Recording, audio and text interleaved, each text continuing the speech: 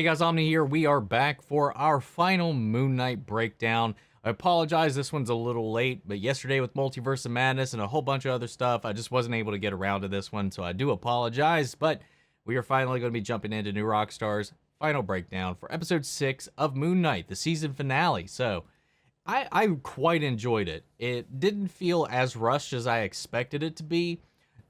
I do still wish it kind of would have had a little more room to breathe. As far as I can remember, I do think it was probably like the shortest episode in the season as well, which is a little surprising. But the action sequences, the climax, I thought it was all really well structured. The fight sequences were really well done, and I just liked all the twists and turns, man, especially that reveal at the end. So I don't know what the future is for Moon Knight. Season 2 seems to be in question. The director and showrunner of this season, I mean, has said goodbye to the project, as they all have, but we know there's no contracts in stone at the moment, but you never really know. They did have that weird, like, changing up the verbiage from series finale to season finale. Will they retract their Emmy nomination for the show and up for something else, or will Moon Knight, like with Wanda, like with Falcon the Winter Soldier, their next outing just be in another film? I guess we'll figure it out. I'd like to see a Moon Knight movie. I think that'd be fun.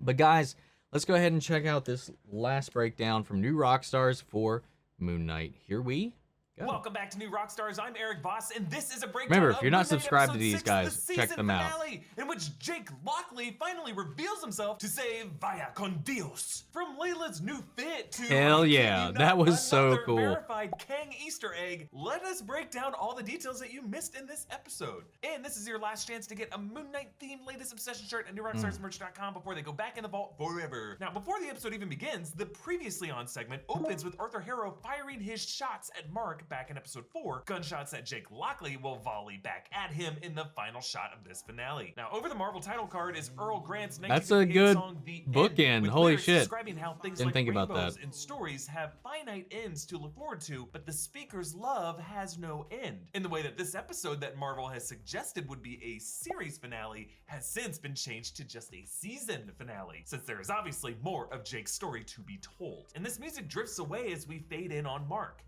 At the end of a river, the water stops its flow. So well done, man. Yeah, Earl sings the words, "At the end of a river, the water stops its flow," right as we see Mark Bobby dead in that water, and the audio mix works in sounds of crashing waves along the bank of a river, despite Mark floating in just this mere puddle. Just a cool way of linking him to Stephen's drowning in the sandy ocean. Harrow says, I'm sorry it had to be this way. Mark Spector. Stephen Grant. Whoever else might be in there. I like hint that. there is indeed a third alter still inside that body, the one who will avenge these gunshots. And as Harrow places a scarab on his chest, Mark's Star of David necklace is visible, another reminder of how Egyptian mythology and the mysticism of Judaism in the covering of mirrors during the Shiva mourning periods are equally important to Mark, especially in his relationship to his own reflection. Harrow turns, seeming to hear Layla scuffle.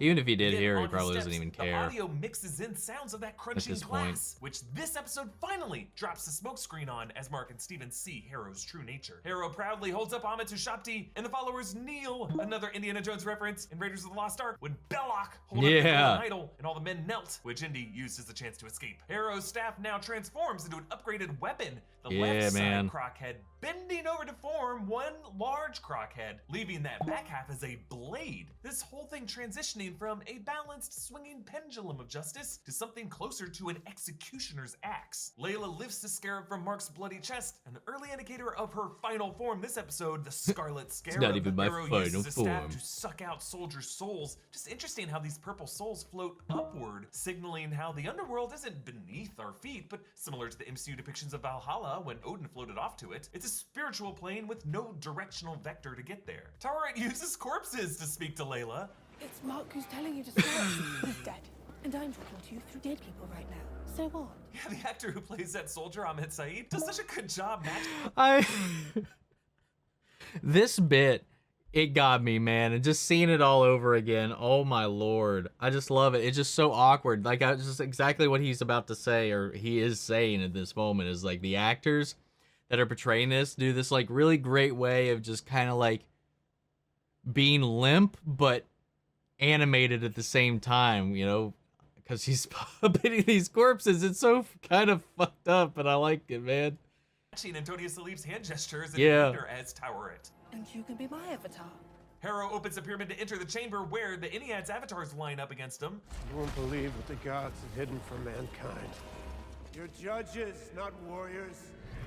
This doesn't need to happen. Yeah, right at the end of the avatar's bodies straighten up and their eyes roll back, showing that Harrow is fighting the gods in their human vessels. Yet, since Ammit is a beastly devourer, she is more hostile in combat. That fight goes unseen, but at the end of it, Isis' avatar is left splayed on those steps, while Yetzil, Hathor's avatar, is frozen on the floor, her arms still reaching out, her fingers not exactly limp on her hand there, in a similar pose as the one Steven was left in. So Harrow finally releases Ammit, voiced by actress Saba Mubarak, and I just love Ammit's character design with her crocodile tail snaking from thick braids from the back of her head, and the faint linen wrappings around her head and dangling from her snout. It's like so Minhara good. Khonshu, a deity also mummified, though she is not as weathered as he is. Whereas Tawaret's ears would always wiggle, here when Ammit looks right at the camera, the eye on the left twitches just a little bit, like a little crocodile wink. Ammit tells Harrow that his scales lack balance, which is something that she approves of, because that imbalance means that lying ahead of him is some service to her. And she says, I once relied on a servant whose scales balanced perfectly. In Talking about exchange, Alexander. I was bound to stone for 2,000 years. yeah, the final avatar she's referring to was Alexander the freaking Great, whom Harrow hinted betrayed her to the gods. And now Ammit is suggesting Alexander's scales were balanced perfectly. So it's confirmed. In the history of the MCU, Alexander the Great was a successful conqueror thanks to Ammit, yet he was still great in his own heart. Layla releases Khonshu, who asks her to be his avatar, but she's like, nope. You need a plan, little bug. Yes, the way Khonshu called Steven nicknames like Worm, he does the same for Layla, which also foreshadows the way Layla uses an insect for her moniker as a Scarlet Scarab. And remember, the Forger explained how Layla's father called her his little scarab. Mark takes in the Field of Reeds. It's so quiet. Yes, the same words Dr. Otto Octavius says when Peter fixes him in Spider-Man No Way Home.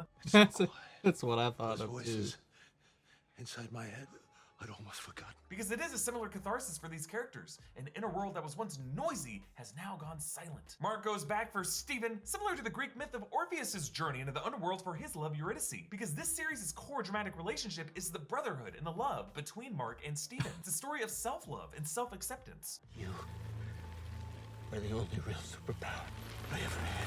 And so we get this sweet Anna and Elsa moment where they're one shared heart, not their two hearts separately trying to balance the scale. Just one heart shared together is what moves Osiris to open his gate. Osiris, of course, being the Egyptian god. I don't know if it was necessarily their moment that opened the gate for Osiris. I think more it might have just been Osiris is like, fuck, we're getting wrecked out here. We need help. Out of the underworld and of resurrection. So after passing through this gate, Mark breathes once But it more might into help tomb. a little bit. Mark, I feel the pain inside of you. Do you want death, or do you want life? And in this montage, we flash back to that cave moment in Chicago when last episode Steven stepped on the bird bones in that memory, suggesting Khonshu did project himself in Mark's memory to help him feel less alone when he looks back on that traumatic event. And in this way suggests he was there at his side his whole life. His breakdown outside his mom's Shiva, obviously his possession, but also his marriage with Layla. And now the bullets hit the ground, this close-up evoking Neo's resurrection in the Matrix when all the bullets hit the floor. This time, when the wrappings encase his body, it happens more slowly. It's that gentle swaddling, like a loving re-embrace by Khonshu. And then his breastplate layer comes in significantly after, gushing outward in a heart shape. Mark and Steven negotiate with Khonshu, and Khonshu turns it from day to night. Mark leaping into the light of the full moon, his cape eclipsing its crescent shape. Layla lets in Towerette. I would be delighted to accept you as my avatar. Avatar. Oh, your father is going to be over the moon when he hears. My father? Yes, I met him when I took him to the Field of Reeds.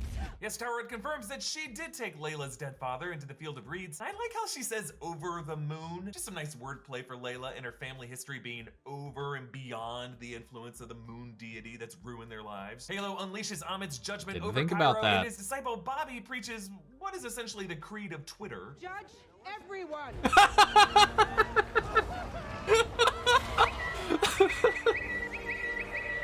And I love this. One of these pairings are cameos by Moon Knight director Mohamed Diab, who is judging executive producer Grant Curtis. Oh, All of these cool. souls feed Amit, who grows giant size. And I like how her braided tail pushes a truck and clears a nearby camp. Though it is not clear if the people of Cairo can actually see giant Amit and then later also see giant Khonshu, because episode 2 did establish that regular folk cannot see Khonshu kick the trash bin or see the jackal smash into stuff, and that these Yeah, they supernatural probably forms only can't see it. present themselves to those they wish to see them. And also, we don't really see any reaction shots of the Egyptians looking up and going, holy shit, a giant crocodile and a giant bird skeleton. Layla emerges with her new suit from Tower Rent as the Scarlet Scarab, confirmed by Marvel. You can see the red scarab insignia on her collar, and she unleashes scarab wings. Now, in the Marvel comics, the Scarlet Scarab is Abdul Faul, Egyptian villain to a group called the Invaders, which included Cap, Bucky, Human Torch, Namor, and Union Jack. This series has given us hints of this, with Layla's name with being her name. Layla Abdallah El Faouli, and that red scarab on her bandage in episode 4. Oh yeah, I closing forgot credits about of every that. episode have shown a scarab with her holding that scarlet colored flare. Mark confronts Harrow, and I love how the frame rotates on the incline of the pyramid with the full moon behind them. Amazing shot composition and blocking, because Harrow has the high ground and only has to run downward, whereas Mark has the low ground and must run up, yet sprints at the same speed as Harrow and hits him with a powerful knee uppercut. The moon framing this all makes it clear that this round goes to Mark. Giant Khonshu fights Giant Amit, right as Mark and Steven fight Harrow in an aerial battle. Now, despite the trope of giant CGI battles in the climaxes of many MCU titles, I actually don't mind it here, because Yeah, as is I often the really case in like this mythology, one. The battle between mortals is a proxy for a higher tier feud between the gods. Layla saves Mark, deflecting Harrow's blast with her golden wings and crossing her arms, and then later saving a van full of people.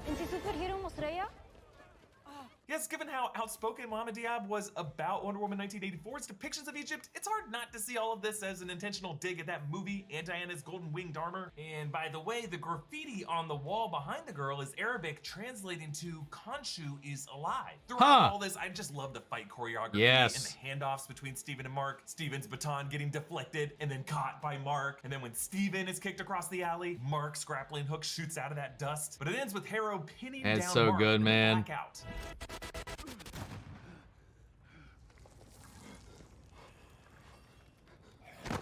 Whoa, so Jake Lockley obviously took over here, as he did in episode 3 with the thugs on the roof, and in the transition at the end of episode 2 when Mark suddenly found himself in the Egyptian hotel, and probably the violent blackouts when all those guys ended up dead in the Alpine village. Here, when Mark wakes up, he's nearly plunging that axe blade into Harrow's head, and in addition to Harrow's men now dead around them, there's also a bunch of flames that were not there before, cars wrecked and burnt, and that shop behind them, whereas before it was undamaged. Now the neon sign is mostly out, and a fluorescent bulb dangles. So we still do not know what Jake's suit looks like or how powerful he is, but Man, I presumably wanna this see suit his is capable suit. of unleashing some explosive targeted shockwaves, possessing some kind of power beyond the healing powers and the weaponry of Mark's ceremonial attire. Actually, that third look might be visible for a few frames in the credits. Right before we flash to the hooded Moon Knight, another form with frayed mummy wrappings over the face, but with the eyes left exposed. That could be what Jake Lockley looks like when he takes charge. Layla and Mark use a spell to mortalize Amit, but Mark Maybe. cannot bring himself to execute Harrow. So Khonshu agrees to release them, we think. But Steven wakes up in Harrow's office where they now see the blood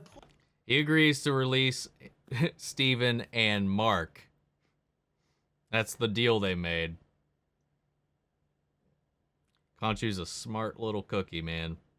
pulling from his sandals. The implication might be that Harrow's feet in this series were always bleeding, but Mark, Steven, all of us did not see it until now. Kind of like in The Sixth Sense, Malcolm sees what he wants to see, and that color red's true significance is not clear until it all comes into focus. But this office, I believe, is not real. Not like the rest of the hospital that we saw in episode 5. The hospital was their perspective of the Duat underworld ship. Rather, this room is their organizing principle representing their subconscious self-doubt. So last episode, they would suddenly teleport back to this room when one of them suffered a mental break. So this Ned Flanders is not Harrow, it's the embodiment of doubt that Harrow's antagonism represents for them. And now that they see Harrow as a bleeding mortal he truly is, they are no longer trapped under their doubt's control, they control it. So Steven says goodbye with, showing both his closure with their mum, but also their departure from Amit's spirit inside Harrow. And the final scene takes Mark and Steven back to where they were in their opening shot of the series, waking up in their London flat, once again listening to Engelbert Humperdinck's A Man Without Love. The tank now has 2 goldfish, reflecting Mark and Steven coexisting, the brothers learning to share. But they fall on their face once again, restrained by the ankle. This restraint and the fish, when you think about it, represented one altar keeping another altar trapped in a tank. And now Jake Lockley has really done that to both of them, what Mark had done to Steven. Now the credit sequence shows now a full moon, an evolution throughout the series, now symbolizing Mark's wholeness with Steven. But the post-credit scene such a shows great Harrow detail. in another psychiatric hospital. Actually, first we see a shot of a rubber ducky dressed as a doctor, maybe a Yeah. nod to him being a quack doctor in Mark's mind. The way Steven has always been surrounded by sand on this series, now Harrow sees sand in his coffee cup, but spills it, showing the kind of clumsiness Steven would show whenever he fell on his face getting out of his bed. But Harrow still has that tattoo, meaning this is the same real-life guy from the before. This isn't in anyone's head. The nurse is waved away. I beg your pardon. Yeah, it is off screen, but Jake did something to woo or flatter that nurse. Like, she doesn't know where to put her hands. Either she is awkward or smitten, just proving this guy to be a smooth womanizer who asked out Dylan back in the museum. Jake Lockley speaks Spanish, an update from the New York cabbie in the comics, and likely a nod to Oscar Isaac's ancestry, perhaps even hinted at by the Más Allá del Sol last episode, which now plays once more from the limo. But they wheeled past this poster with a QR code. This is the same QR code that's been hidden in several episodes this season, but now when you scan this with your phone, the page that it takes you to has been updated to a 2019 Moon Knight comic in which Moon Knight faces Kang the Conqueror. Whoa! Yeah, this is the second Kang Easter egg in Moon Knight after we confirmed Pharaoh Rama Tut on the jacket in episode 3. Okay, Oh, obviously shoot. did not I appear in the didn't- series. They really didn't need him in this story. Dang. Still, this is a Moon Knight producers hinting that the history of the MCU's next big bad is connected to all of this. And who knows, Moon Knight or the Scarlet Scarab, Khonshu, Taweret may show up alongside Kang in a future MCU appearance. That would Loki be season cool. 2, maybe Ant-Man and the Wasp Quantumania. We'll see. Outside this hospital, it's called Sienkiewicz Psychiatric Hospital, a nod to Bill Sienkiewicz, a comic artist who contributed so much of how Moon Knight looks. Rather than the taxi Jake drives in the comics, here he drives a white limo with Spectre plates, just like the ride Mr. Knight takes in the comics. Now, this might be nothing, but one of the men standing outside has the same long white hair as Crowley. I don't know if this is just an actor cameo or all of reality crumbling. Now, inside the limo, Khonshu's sitting in there wearing the fancy suit as he does in that same run of the comics. And he says that he was never interested in taking Layla as his avatar since his number one is the hidden altar Mark and Steven never saw, the one in the red sarcophagus, Jake Lockley. Wait. Yes, we end on Frank Sinatra's You Are My Way of Life, a song about eternal devotion, like the devotion between Jake and Khonshu. A devotion hopefully we will see more of if we ever get a second season of this show. I want to thank you all for joining Yeah. us in these breakdowns of That was Moon a good Knight one, this man. season. It was You a can good follow me one. on Instagram and Twitter at EAVoss. Follow New Rockstars. Follow Subscribe EA. to New Rockstars for more now. Follow Subscribe New to New Love. Rockstars. Thanks for watching. Bye. This was a good one, guys. I quite enjoyed the finale. Like all the full circle elements of it, all the payoffs, and just leaving us hanging for more, man. Yeah, I think it was one of my favorite bits of it, other than just the union, the reunification, and the brothership that forms between Mark and Steven over the course of the season, that paying off fully there with their complete integration. I just loved it, especially like as they were like just in the act of fighting, and like even like when they were flying with Harrow coming down, and just how they could just switch on a dime. Not just Oscar himself when he's speaking, you know, able to switch between those personalities just like it's nothing, but just how they can flip-flop to fit the scenario they're in the middle of combat. It was just so well done, so fluid. The choreography they put together for it was really great. And I do say, I love Amit's actual character design a lot. It was really interesting, and I don't know, makes me wish, man, like Khonshu, what happened to him? Because they addressed like time has been rough on him, and everybody else is like just a actual animal. And I'm pretty sure, if I remember right, even from one of these breakdowns, I mentioned Khonshu traditionally is an actual bird, but in this, he's been eroded away to where he's just a skull. So I'm wondering, like, if we'll ever get, like, some expansion on that. But yeah, man, Jake, that was a lovely little surprise, and I was wondering if they were going to forget about it or just how that was going to play into it. But Khonshu's a sneaky snake, man. He kept his word in all essence of the word. He kept his word. He kept his end of the agreement. He spared Mark and Steven, but he said nothing about any of their other altars, especially since they're not aware of any of their other altars. This is fun stuff, man. I hope this isn't the last we see of Oscar Isaacs in this role. I really want to see them expand upon this for sure. As far as the Wonder Woman dig, like I do recall the director of this being very critical of 84's depiction of Egypt and their people. Understandably so. There's a lot of things wrong with that film. I will say, unlike the Golden Armor, which I don't know if that would I would consider that a straight call out to, but I've seen the comparison online anyway.